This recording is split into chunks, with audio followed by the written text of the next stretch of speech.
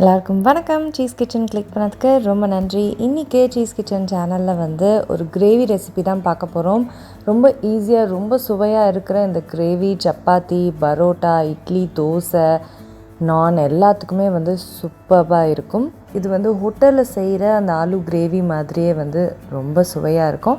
இதை எப்படி செஞ்சேன்னு பார்க்குறதுக்கு முன்னாடி மறக்காமல் சீஸ் கிச்சனுக்கு சப்ஸ்கிரைப் பண்ணுங்கள், லைக் பண்ணுங்கள், உங்கள் நண்பர்களுக்கும் வீடியோ ஷேர் பண்ணி விடுங்க. இப்போ வாங்க வீடியோக்குள்ளே போகலாம். முதல்ல உருளைக்கிழங்கை வந்து வேக வச்சு லைட்டாக மேஷ் பண்ணிக்கோங்க. இப்போது கடாயில் வந்து எண்ணெய் சேர்க்குறேன்.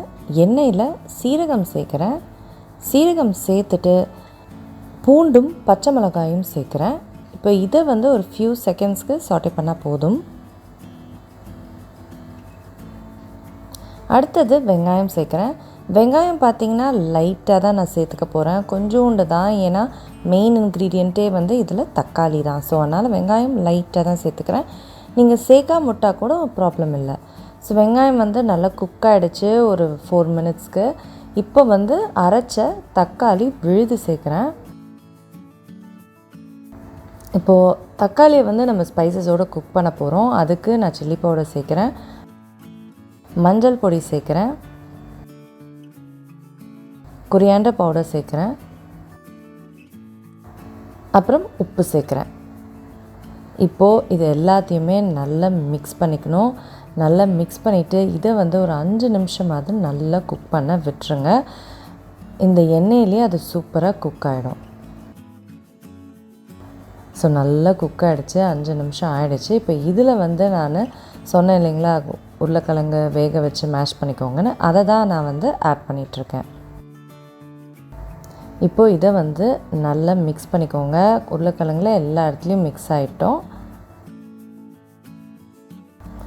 மிக்ஸ் பண்ணிவிட்டு இதில் வந்து நான் தண்ணி சேர்க்குறேன். தண்ணி சேர்த்துட்டு இதை வந்து ஃபர்தராக ஒரு 2-3 மினிட்ஸ்க்கு கொதிக்க விட்டுருங்க.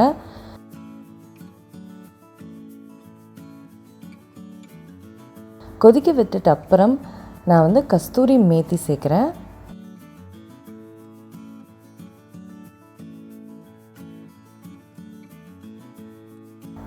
இதையும் வந்து நல்லா மிக்ஸ் பண்ணி இன்னும் ஒரு 2 மினிட்ஸ்க்கு கொதிக்க விட்டுருங்க.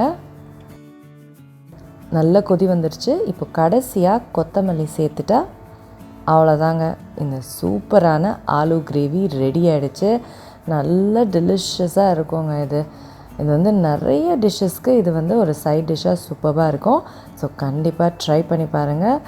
நான் வந்து இன்றைக்கி இந்த ஆலு கிரேவியோட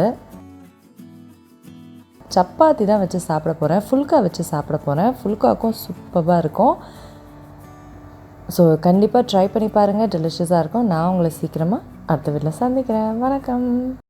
இருங்க எங்கே போகிறீங்க? இந்த 2 வீடியோஸும் கண்டிப்பாக உங்களுக்கு பிடிக்கும். கிளிக் பண்ணி பாருங்கள்.